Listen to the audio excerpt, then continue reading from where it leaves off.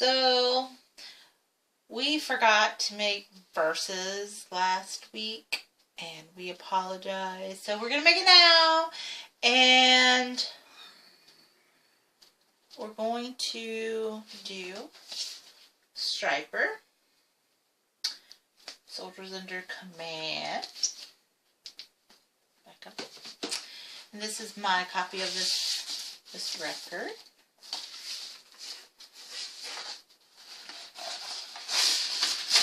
And it comes with this lovely piece of paper that has an order form on it. And you can order sheet from STRYPER.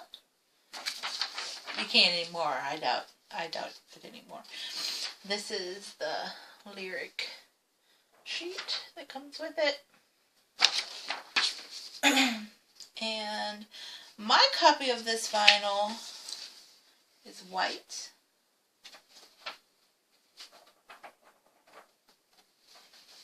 I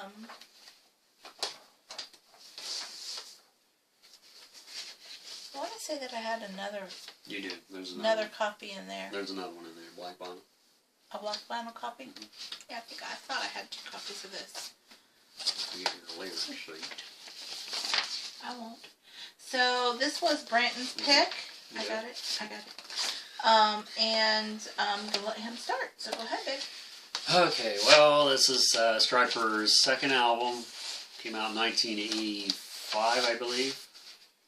And I used to have this. This is the first STRYPER album that I ever owned. And one of my favorite ones, probably for that reason, because I used to play it all the time. And I had, the first copy I had was white vinyl.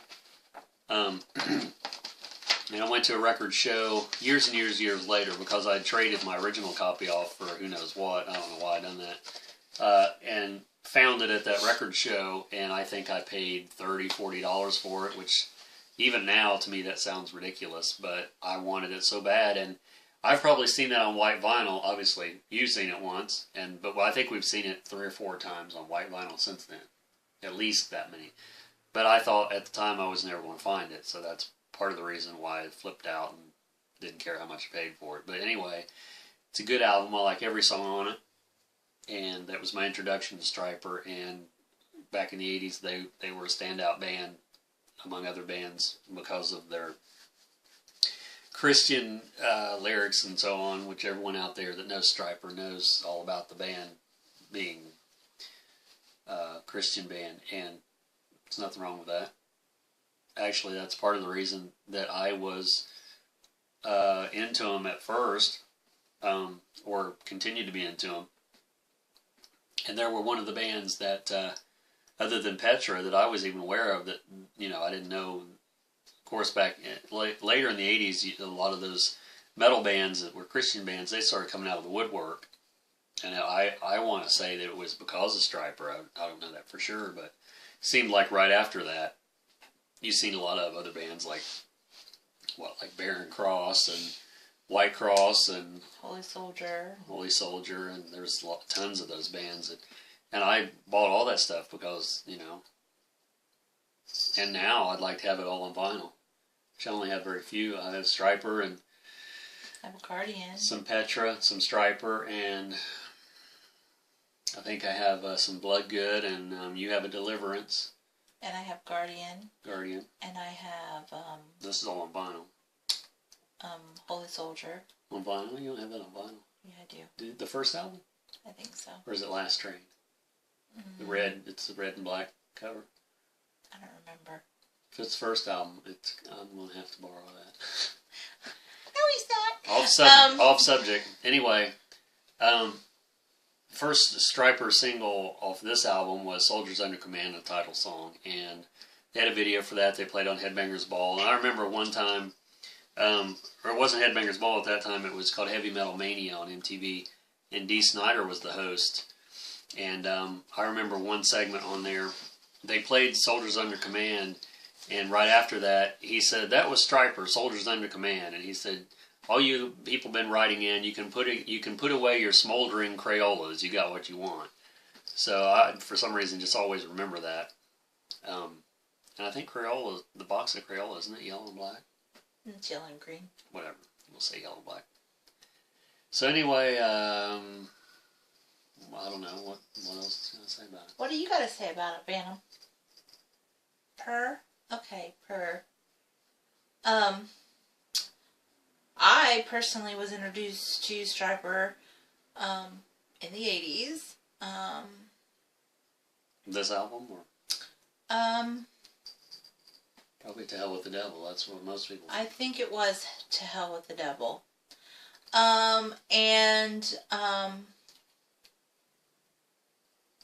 I, of course, liked them. They were the kind of music that I listened to.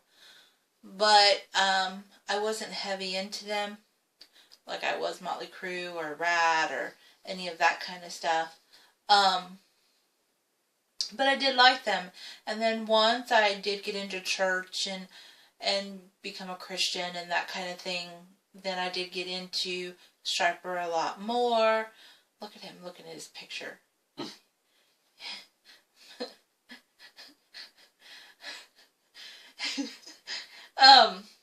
I did like get into STRYPER a lot more, and the other bands that we named, plus so many other, White Cross and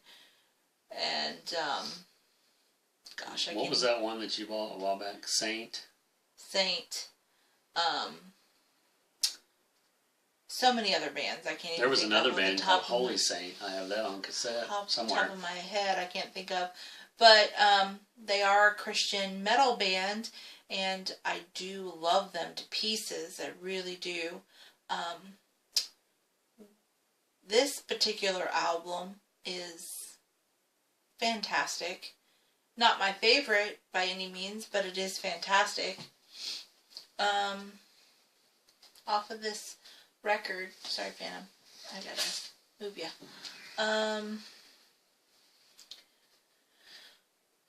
I would have to say, off of this record,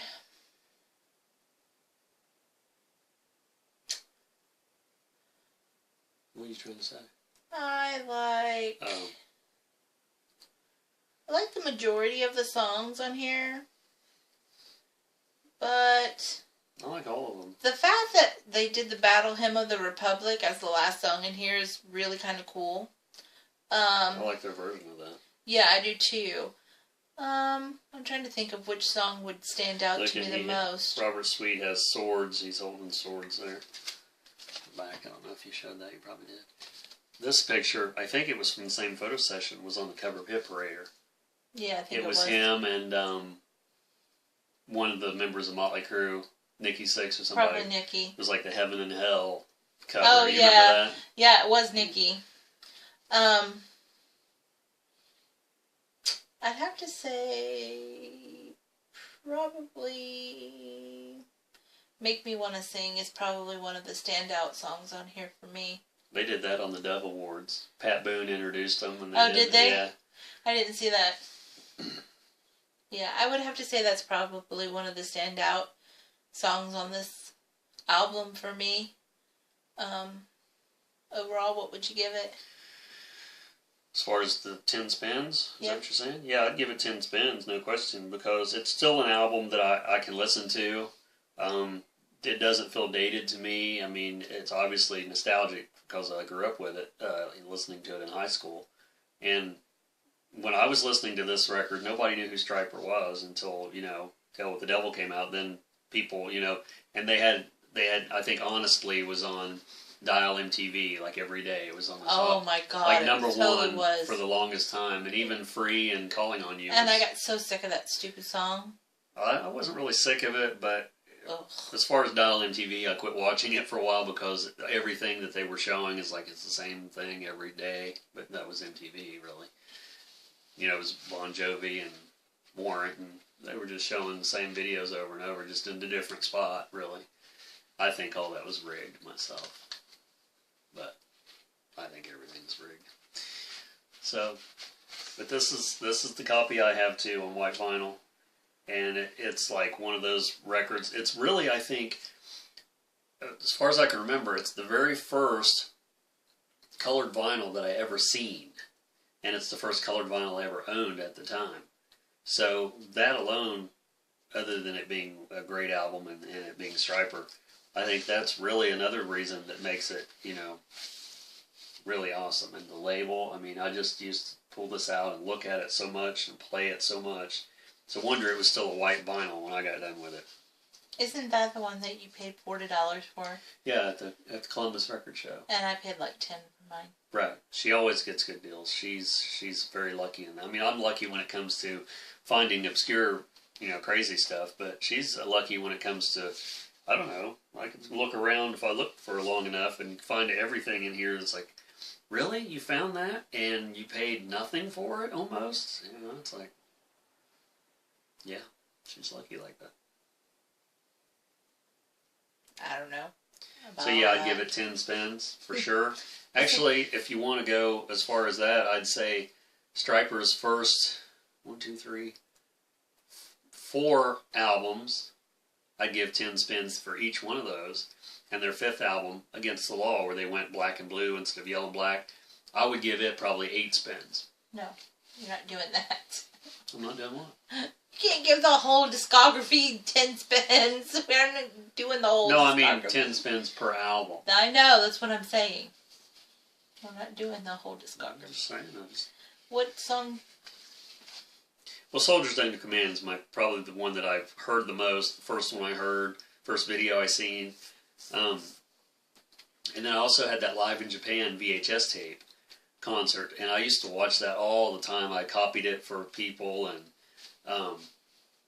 you know, and I heard some of the songs on there I wasn't as familiar with, like "Come On and Rock" from the first album, and they do "Battle Hymn of the Republic," and you know, it's just the live concert. You know, it was like that was like I think that was in '85, so it was right about the same time this came out. And in Japan, I don't know if it came out first there or what, but at the end of the show, if you wait till the credits roll, there's a message from each band member. They say there and stand there and they say something. This is like after the concert, and that's really cool. If you can find a copy of that Live in Japan from 1985, it might even be on YouTube. I don't know. Make sure you pick it up or watch it if you can find it. Yeah. And also that In the Beginning VHS that they put out their own video, which was, I don't know, a couple years later. It has some of their music videos on it, some backstage stuff. It's really good, and I think that is on YouTube. So, for next time, It's your choice. It's my choice. Because I already picked that. I picked this one. Yes, I know. I have a plastic sleeve for that. Where's that at? It's over here on the table. Okay, I'll get it in a minute. I forgot to choose before we made this video. We do that a lot, don't we? I've been sitting here trying to think what I like to do. Want me to talk a little bit more? I can talk more. No, I don't. So I think I'm going to do Accept Balls Against the Wall. That's all. That's what I think we're going to do next time. So Accept Balls Against the Wall next time on Versus. Hasta la vista, babies. Mm-hmm. Yeah. I'll stop this show since she's holding the White Devil. Yeah. We'll see you in the next video. Versus.